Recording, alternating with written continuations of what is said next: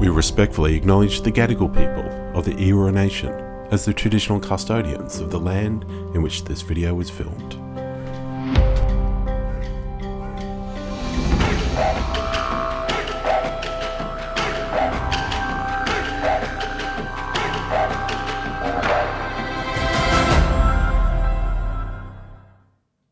Hi, I'm Crystal Kinsella. I'm a proud Jawoyn and Wiradjuri woman, a supply diversity expert and published author. Welcome to Meet the Mob, a YouTube series dedicated to showcasing Black excellence in business. Here I get to interview deadly First Nation business owners from around the country and learn all about their why. Today I'm joined by Cheryl Bailey from Indigenous Technology, who's going to share with us her why she got into business and why she does what she does. So Cheryl, let's get underway. Tell me, who are you? Who's your mob? Oh, thank you, Crystal. Hi, everyone. My name is Cheryl Bailey. My mob is Muriwari, so I'm from Weilmoringle, so a small community far northwest of New South Wales. You're kind of like over the mountain from where I live in Port Mac, eh? Yeah, it's a bit, it's over near Weilmoringle, so it's a bit far. Yeah. And you're down here in the Big Smoke. In the Big Smoke, yeah. I've been in the Big Smoke for the last 25 years. Yeah. Enjoying it. Yeah, love it. So tell me, what's your why? Like we've got to always start here. Yeah, what's how did this journey why? start? Yeah. During my IT journey, I could not find an Indigenous IT company to support my skilling and development. So from that experience, I pretty much stood up Indigenous Technology to create and be an enabler for mob to get into tech, and that's how it sort of kick-started off. And so obviously I wanted to be that enabler for mob to get into tech. And then that leads into, obviously we know, being in New South Wales, the regional and remote communities to the city, that there is definitely a gap, right? So I wanted to bridge that gap with tech, right? So we want to make sure that we have the technology resources and the access, right, which then enables our community to have the same opportunities from the big smoke to the regional towns. And so that's what drives me to from my experience, to stand up. I first met you in 2020, before the pandemic. Yeah. You came along as a participant of IBA's Strong Women, Strong Business program. Which, hadn't even heard of you. I think you were still working at Qantas at that point in time and hadn't made the leap to go into business full time. Correct, yeah. But you were working in the background in your side time to try and get Indigenous technology off the ground. I mean, talk to us about what's happened over this last 3 years. Yeah, look, I was working on Indigenous technology while I've been at Qantas. I've been at Qantas for the past 13 years.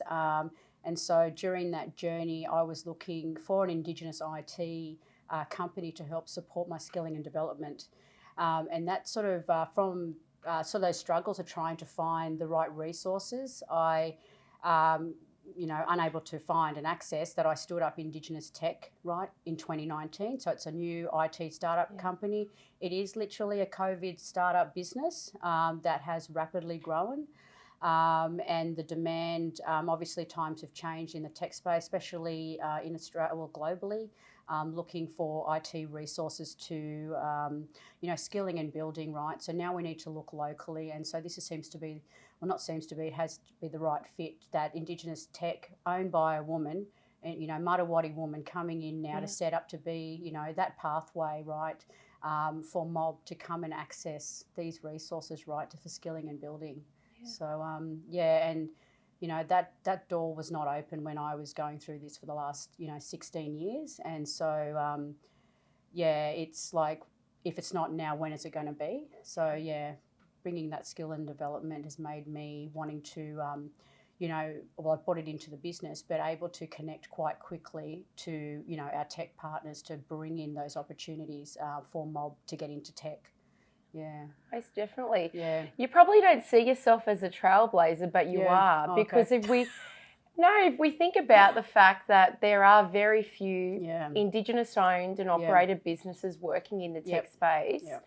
Now add on the fact that you're an Aboriginal woman doing this. I mean, it's quite incredible. Yeah. Do you want to talk to us a little bit about some of the things that Indigenous Technology is doing?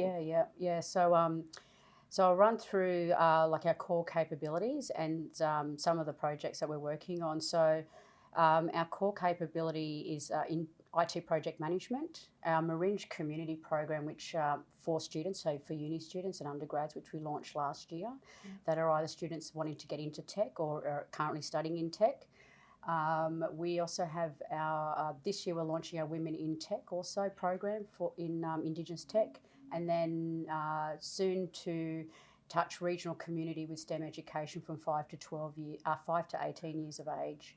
So we're covering, the 3 or 4 demographics in First Nation, again providing that opportunity right at a broader range across the country. Yeah. Well, it's so great that you're thinking about from the educational point of view, because we don't see so many Indigenous people going into that space, into a bachelor's degree in the tech space. Correct, yeah. So to fill, well, I suppose, to fill in that gap or to bring in that core capability, I've been able to use obviously my 25 years corporate network experience, right, to set up quickly and rapidly grow the company to have 45 partners I have on board, and I've got our core technology partners to help skill and build, right, so First Nations people. So I've got Microsoft, IBM, Kyndryl, Apple, Verizon, Fujitsu, and recently Gartner. And I'm using their core capabilities to help skill and build First Nation people across the country, right? Because right now we know there is a skill shortage for mob in the digital space, and we need to lift those numbers up, and especially in women in tech as well.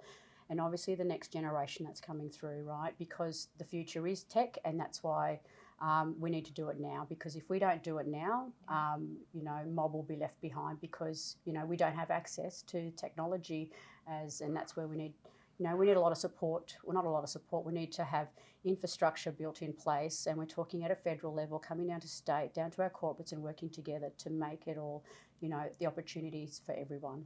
Yeah. Having 45 partners is pretty incredible. And you did mention IBM. Yeah. And you were featured in an IBM ad this year, just at the end of last year. I mean, how incredible is that? What an opportunity. Yeah, I know. What was that experience like? Oh, that was, I'm blushy now, but yeah, it was, quite an experience. So, I'm an IBM Global Creator, so for the Australian market and globally now, in I think 20 plus countries, and that had come from the virtual reality, so creating jobs through VR in the day in the life of, right? So that was connecting jobs through, for VR, for mob. So there was two ways of looking at this.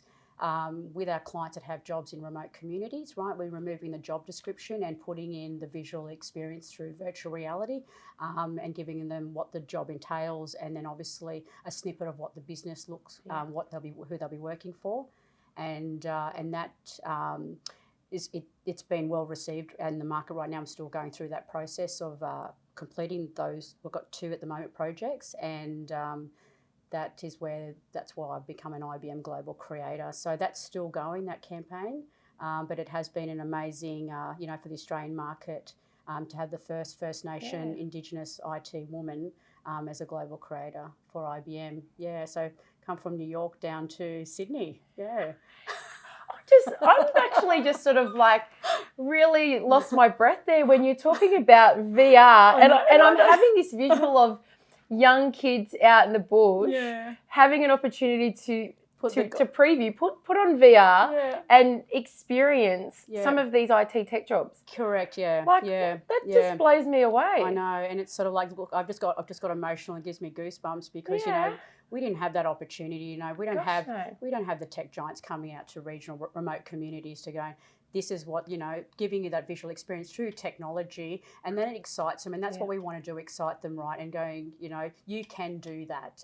This is what this job entails. Don't worry about the job description that looks like this in IT, and this is, we're using technology to have, make change, but also, again, bringing that opportunity out there. So for the kids and, the ones that want to be inspired to get into tech. So, Definitely. So what does the future hold? Because if I think about what you've been able to achieve over these last 3 years, and that's only a small proportion of your huge career that you've had in this space, but what's the future hold for Indigenous technology? Yeah, so the future, obviously, look, last year state government at Tech Central.